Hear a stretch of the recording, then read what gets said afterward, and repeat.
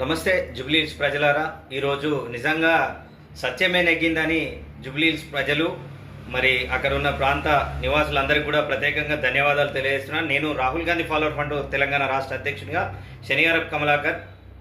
మిత్రులారా, ఇవాళ ఒక సంతోషకరమైన వార్త ఏంటంటే రాహుల్ గాంధీ ఫాలోవర్ ఫ్రంట్ పక్షాన తెలంగాణలో మరి స్థానిక ఎలక్షన్లకు కూడా ఇదే విధంగా మెజారిటీ చూపెడతారని మీ అందరినీ కోరుతూ, అదేవిధంగా మాగంటి సునీత అక్క గారు చాలా బాధతో ఆవేదనతో మాట్లాడుతున్నారు. ఆ ఆవేదన బాధ అవసరం లేదు అక్క గారు.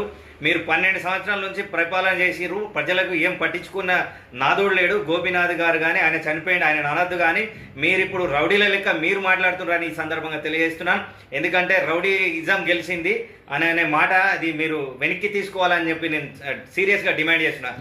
ఎందుకంటే ప్రజలందరికీ న్యాయం జరిగే విధానంగా మాకు కాంగ్రెస్ పార్టీ ప్రభుత్వానికి బీఆర్ఎస్ బీజేపీ అనే కాదు, న్యాయం చేయడం ఒకటే తెలుసు కాంగ్రెస్కు. ఆ కాంగ్రెస్ను విమర్శించే మాత్రం జాగ్రత్త అని చెప్తున్నా. మీరు బీజేపీ బీఆర్ఎస్కు వేసిన వాళ్ళనైనా కానీ కూడా మేము హక్కున చేర్చుకొని ఆ ప్రజలకు ఆ ప్రాంతంలో ఉన్న సమస్యలు పరిష్కరిస్తాడు రేవంత్ రెడ్డి అన్న అని చెప్పి సందర్భంగా తెలియజేస్తున్నాను. అదేవిధంగా మీరు రౌడీజాన్ని పెంపొందించి జూబ్లీహిల్స్లో మీరు ఎన్ని ఆగడాలు చేశారో అందరికీ తెలుసు. అదేవిధంగా ప్రజలు మీకు మంచి బుద్ధి చెప్పారక్క.